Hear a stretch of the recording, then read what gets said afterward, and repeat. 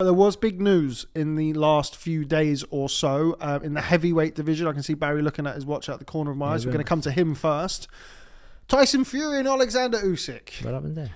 No, What happened there? Yeah, I still got my plane ticket. I still got my same. I've got my flight reservations. Yeah. It's on my to-do list today. I'm 40 points from silver.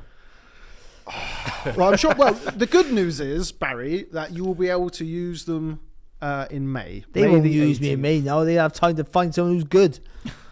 They had no time to find any good pundits, and I've got in. You can put your rate up now. You're a podcast award winner. There you go. There you go. I get a cut of that. But anyway, so Barry, going to come to you. Yes, you might get cut. Yes, Fury got cut. But anyway, yeah, that's a shame, isn't it? Yeah, not ideal by any It's a stretch shame. of the imagination. Why would you cut yourself just to bottle it? You've obviously just lost his bottle and cut himself like on purpose. I'm going to clip this bit up. Yeah. Absolute shithouse.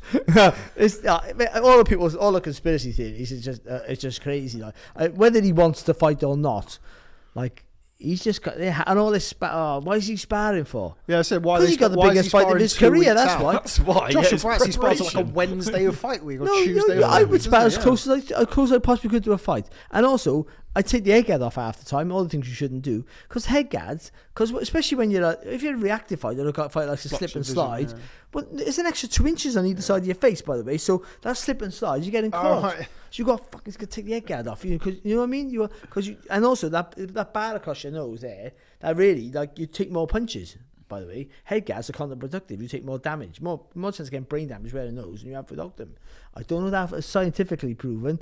By the way, we're going to put a lot of community notes underneath when Barry. No, what I'm saying, because you take more punches, because you can absorb more shots.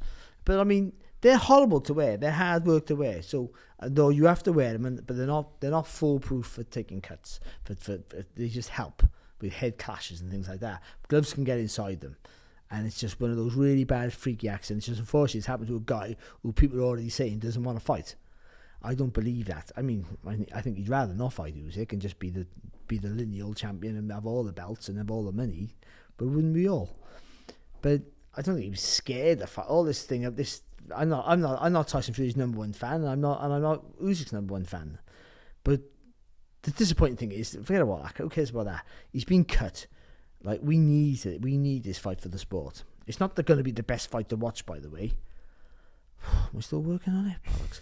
But it might not be, But I mean, for the health of the sport, we need it, because like we say all the time, when the heavyweight division's flourishing, when we have a kingpin, it helps all. It trickles down to all the other weights. All the other weights are better fighters than the heavyweight division, and they're more entertaining to watch for 99.9% of the time. But when you get a good heavyweight fight, as is proven over history, there's nothing better. And when they have their house in order, and the armchair fan, the casual sports fan can understand who's the best, biggest giant, then it helps our sport. Now at the minute, you say who's the best heavyweight in the world? We go, well, it depends on what side of the street you're talking to, or it depends on who boxed last. Because you judge by who boxed last. Fury's not in the top 5. If you go on the body of work, then you're arguing that maybe Anthony Joshua is the best. But if you go on 2 best wins out of everyone's career, then it's Tyson Fury. It's mad, isn't it? Like, it's how you pick it. But either way, like, I don't know where we are now. It was a right pain in my ass. Our ass, me and Andy. Yeah, same. Me and Andy. So like, we were working for all 14 people. Between us, we're working for everybody. Best week of our life, wasn't it? Yeah, exactly. Yeah. But, such is the boxing life. Yeah. The good news is good news. The good news is Turkey Al Sheikh, Andy, moved pretty quickly to get things sorted. He sat Tyson down and sat Usyk down and said, either one of you pull out, it's $10 million, and the fight's going to happen on May the 18th. I'll see you there.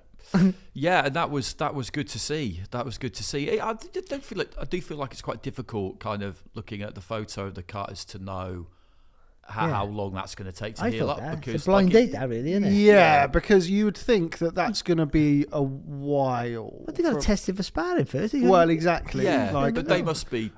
And you're looking at a while, like a cut like that, a proper cut. You can not spar for 2-3 months. Yeah. Like how he. But he's just gone, I don't give a shit about that. No. Doctor said May 18th, mate. Yeah, $10 million. That one thing that I'd like to sort of address on that. I mean, who knows how binding these things are? I'd imagine fairly if it's come from Turki Al-Sheikh, but I'm not a huge fan of that purely because what if there's a legit... the last thing I want is somebody to be injured in that fight going into it and don't want to pull out because they got $10 million. As much as we all want to see it and as much as you guys want to get paid. Yeah, I'm sure Tyson Fury would have had a real good think about, can I just hide this and patch it up? It didn't look like the type that you could. Though, no, I'm not saying he could have, but I bet he thought about it because he'll be aware that it was supposed to be the 23rd of December, and he kind of scuppered that because the Ngannou fight didn't go the way they thought it would, and now it's him again. Although it's a cut's a cut, like we say. I bet he thought about it, but you just can't do it because one look at him during fight week and a commissioned doctor would just say, we can't do this. And that would be worse than it being called off at the point that it was. In a matter, our two best heavyweights on the planet box once a year. What the fuck? I know this isn't nobody's fault now, but I mean, like, it's just one of those. But like, again, Usyk now, he's going to be almost a year now since he boxed. Yeah. Come May, he boxed in August, didn't he? Yeah. Last year now, and it's going to be May now. Fury only had the fight with Ngannou. Yeah. Which was a fight. We weren't going to count that fight. We had to you have to count it out. Yeah, definitely. Life or death. Just really hope that it all goes well and everything and that it happens in May. I mean, in light of the news, a lot of people I spoke to were extremely sceptical that the fight would ever happen. But with the Saudis, they, in these early stages of kind of Mark II of their move into boxing, well, I think you could probably describe it as that, starting with Fury and Ngannou, they've had to embrace the vagaries of boxing pretty quickly, haven't they? Because they had plans for the 23rd. That didn't happen. They had time to get that card together, which was very, very impressive. They had no time to respond to this, but they've done the next best thing, which is to reschedule it as quick as they possibly can. And if it doesn't happen in May, then you would wonder whether that might affect their appetite for the whole thing. Yeah, of course. To be honest with you. So, well, TV channels have stopped showing boxing because of that reason, isn't it? Like this, you can't. There's no guarantee. There's no fixture list. But and this Man United are due to face. I said box. You're due to face Liverpool, and somebody gets injured. The game still happens. It might not be a Premier player. But I mean, Sky announced they would show the fight, and then less than 24 hours later, it was postponed. Yeah, we're not blaming Sky, but before they were involved, it was all going rosy. I'm not saying that. I just got to say, there's a few things that Sky in Fury is an issue there. Like, they were showing the David Haye fight. And David Haye got cut. The Sky curse. The Klitschko fight almost went. If it wasn't for me bringing an extra foam when I went to Germany, I didn't go. That fight went out. That was going to be Sky's fault as well. No. But he'll go ahead. But I'll tell you what they have done. They cut out the cancer of politics. Just cut it out. Politics not a thing. You all show it. Everyone can show it. Yeah. Sure, everyone's going, okay, well, we'll all show it then. That's exactly. Not as great for everyone. It is an interesting situation. And one of the, not like us to be cynical, but like because the obviously like a normal person, the first thing I thought was, what about the IBF mandatory? Because that's what normal people think about. I said he should box. I was saying, like, there was definitely plans afoot to have Usyk Hrgović. He should fight Usyk. They were trying to get that done. Both camps, and by all accounts, it was. I think people looked at the cut maybe and thought, well, he's not going to be able to box until maybe September, October. And if that had been the case, then definitely. But the cynic in me, even me, now looks at it and goes, okay, so May, how did you get that date? Now, per the IBF regulations, you can't request an exemption for a fight that's been rescheduled or is done or whatever. How do we know that May the 18th is enough time to fix it? Or is it, okay, we need a date, blah, blah, blah, because the IBF are going to call the mandatory? Because that's kind of what I thought. Well, Feb 17th is not going to happen because it's too quick a turnaround. But then the IBF will go, well, there's no rescheduled date. Look at the cut. You can't do a date with that cut. If this is going to go on to August, September potentially, then we're going to call the mandatory. We need to enforce the mandatory. Usyk and Hrgović. Then let's say that fight happens, like this was kind of all these random permutations. That fight then happens end of April, start of May, Usyk versus Hrgović, because it gets ordered and it gets done and yada, yada, yada. Usyk gets cut. Usyk gets injured. Whatever. Fury's cut takes a bit longer. Then you look into the end of the year now and you're just thinking like, oh my God. So is the date to guarantee the undisputed? Is there, I'm sure His Excellency was not going to want to hear it, but is there a chance that does get pushed back? If the cut's not right, surely the cut's not right. Yeah. But you would think that, I mean, everyone has had to have signed off on the cut being okay for May the 18th. But when you look at you just think like... Yeah, I do think it's a little bit hard to tell from looking at it, though, because when, he is kind of like raising his eyebrows so people can get a good look at it, which stretches it out a bit. I mean, but this is one of those situations where it's a bit like we kind of like look at a man and feel like we know to the pound how much he weighs. Yeah. Being a former plastic surgeon myself. Right? Well, let's hear from you then. Right. No, that's the thing. I would presume they've seen one and they've gone, I can get that right. Yeah. But I think we're all kind of like, guess we're all damaged, aren't we? We're all just like, but it's now not going to happen on May the 18th either.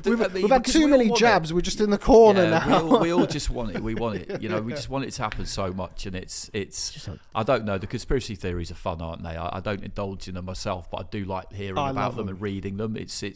I used to get angry with them before. No, I don't. I don't know why. I thought it's all the fun. What am I getting angry with them for? It's all part of it. It's all part of boxing. You don't get that in other sports. It's all part of it. But you get it in all sorts of walks of life, don't you? But it's kind of what it always comes down to in the end is that the vast majority of the time, the simplest explanation for something is generally the right one. Yeah. That's generally what has happened. And the simplest explanation here is you've got cutting sparring. Ultimately, for the money that was on view, the money he was going to, he's not going to not want to fight for that money. This is not just like an extra $5 million. This is life-changing money for the man who's already got all the money in the world. Yeah. Do you know what I mean? Like, it's too much money to say no to. Like, who wouldn't you fight for that? There's not a person on this planet I wouldn't fight every day of the year for that money. Yeah. Does the delay... delay... My own kids. Impact... You can have it. I'm going to stop him before he keeps going. Does the delay favour one man or the other? I would imagine you would have to go for the guy who's not cut and the fact that I think Usyk anyway. I do. I think it's not great for none of them because they're not being active. But... I don't know. I think I picked Fury to win the fight because I got on the basis of if he's at his best or close to his best he can be, and Usyk's the close to the best that he can be without a massive decline, then I think Fury just gets over the line in a competitive fight. But I think he wins the fight. But it's closer now than it's ever been before. And if you're only as good as your last fight, then Usyk walks it. if we go on that basis, but I don't go on that basis. But I do think when you look at Fury. When was his last stellar performance? And it was February 2020. The second Wilder fight was his last stellar performance. Yeah. The third fight was a better fight to watch, but he wasn't a great performance. It was just good to watch because he committed. He didn't because he still held his feet, but he got caught more. And then obviously the Dillian White fight was what it was, and because Dillian White was past his sell by date at that point, I think, in my opinion. And he just waited for Dillian to make a mistake. And Chisora fight, well, that we all know what that was. That was an easy night's work because he beat him twice, and Chisora was past his best, but he never looked great. And then against Ngannou, he looked more than not great. He looked absolutely awful. And maybe Ngannou rose his stock was better than we thought. But even if Ngannou was a million trillion times better than we thought, Fury was still awful. He didn't look like a boxer. And is that a sign of... See, when you're brilliant, when you're an erratic, brilliant fighter like he is, you do the wrong things and they work for you, which he does. He gives you an opportunity to hit him. Somehow he makes you miss, makes you pay. He's technically a good boxer. No, he has the base, he has the fundamentals right. But I mean, he does it from a loose style, and he likes to make mistakes, but he likes to give you opportunities to land. And within that is where the brilliance comes from. But when your reactions slow down, when you get a bit older, when you become more flat-footed, those reactions not as quick, you're not as fluent, you're easier to hit. And he's been that of late. Now, can he revert back to the old, sound like Joshua now, the old Fury? Can he revert back to being lighted on his feet, which I think he needs to be against Usyk? They'll think they can just walk Usyk down. I think Usyk wants you to walk him down, but everyone to try and walk him down. Because then, if you try and walk Usyk down, he can use that semicircle around your body to work around you. He works off your shots. You go like that. You walk him down with a big shot like that. Then he works off that. He goes like Lomachenko does at the lower level, at the lower weight. He got that side to work, this side to work. You give him something. You give him a basis and axis to work from. So you have to be light and loose and feint, and you have to give him different angles and make him turn with you. And so you, and obviously you have the reach and the height and of the ability that Tyson has and the brain he has. When he's good, then that gives you the advantage. I think walking you down, trying to bully you and hit you with heavy shots, I don't think that's the style that's going to beat him. Because I don't think Fury, he's a big heavy guy, but I don't think he's this KO artist. And I might be wrong there because he's still a giant lump.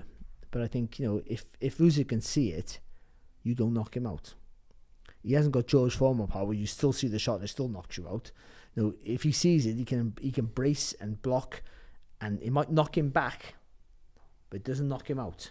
Might knock him back, it doesn't knock him down very rarely. So I think you have to be speed and move and use your height and your reach to outbox it without really giving too much ground. You got to use that semicircle like he does. Fury could do that. The lighter-footed Fury was a master at that, which makes it not a good fight to watch, but a fight that he can win. But we haven't seen that Fury since November 2015. The last time we saw the fleet-footed Fury. No, December 2018. I think he was still recognisable. Oh, the first Wilder fight. Yeah, for some reason in my head, the first Wilder fight is the second one. Oh no, yeah. The first Wilder fight, which he won. That Fury does a job on Usyk, I think. But yeah, we haven't seen him. I'm not sure we ever see him again, to be honest, because he hadn't needed him. Because he's boxing bigger, slower guys. So he hasn't had to have all that in his locker. It turned out to be in the end, actually, just wasting energy. Yeah, I don't need that. Yeah, he retired that Fury, didn't he, after that first Wilder fight? And also, we've talked about it in the past, where it's like once you go from sort of dancer or fleet-footed to KO artist, destroyer of men, then it's difficult to flip the switch back. Yeah. Same question to you, Andy, before we wrap things up. I don't shut up, but I'm on all the time. Do you think the delay favours one man or the other? Do you think it favours Usyk? I don't think it necessarily favours anybody. It's not good for either, because mentally for Usyk, it's difficult. Again, you've got to pick yourself up. You've got to take a bit of time off, get back in camp, readjust, all of that kind of thing. I don't think it's good for anybody, to be honest with you. I don't feel like it gives either one of them an advantage. We hear all this stuff about Fury having a terrible camp and all the rest of it, and that's why it'll be better for him because it'll give him more time. I just have no way of knowing whether any of that is true or not. I mean, the rumours are great, and you hear this and you hear that, and then somebody will tell you something, and you'll kind of feel, well, I do anyway, I feel myself going, oh, actually, yeah, that sounds quite, hang on a second. I remember we went to Ireland to interview Andy Lee after the second Wilder fight, where he looked brilliant and stopped Wilder, and he said that in camp Fury would put on a limp, so it would get out that he had like a bad leg, and the only person that he told about it like weeks later was Andy Lee. That he was just pretending that he didn't really have a limp and stuff like that. Andy said to me, he's like, that's the kind of criminal mastermind you're dealing with. And I was just like, crack job. But also sometimes not even having a great camp, it doesn't mean guarantee a great performance, and having a bad camp doesn't mean guarantee a bad performance. Sometimes you've got to get the shit out of your system. And the gym's still for that. I very rarely have bad spars. I'm a really good sparrer generally. Just as boring as my real fights. But like, I'd have a bad spar. My father would go, what are you crying about it for? This is the father that I had. I was crying. A lot. I was genuinely crying though. You go, you want to do it here. It's good here. It's good. Get it out of your system. Yeah. As long as it's not happening on the night. I've heard plenty of stories from fighters who say their timing finally clicked in their like final spar or final couple of spars, and before that they're searching for it, thinking, "Fuck, this is going to be a disaster," and then all of a sudden there it is. I used to spar Steve Robinson now and again when he was world champion, and I used to think, oh, I'd batter this. I'd stand him on his head. I'd batter him. I'd batter anyway. I used to think, I'd totally outbox this bloke. But I also knew, like, in a real fight scenario at that time, there was a real fight scenario over 12 rounds with the smaller gloves. I'm not having the same success. You know what I mean? He's coming more intense. He's looking at me as a different, not just a young kid like learning his trade. He's coming in a different mindset. He's going to be faster. He's not going to be as fast as me, but fast enough and sharp enough and heavier handed. And by 6 rounds, I'm knackered. I knew that. So but points of it, you just go, this is quite easy, and then you think, hang on a minute, it's not easy. But I got these big gloves on. You got a guard, and he's just done 17 rounds with someone else. So but you won the bad camps are rubbish. And also, who are you hearing it from? A good camp. You ask the trainer, "How's he looking?" He's looking great. What are you gonna say?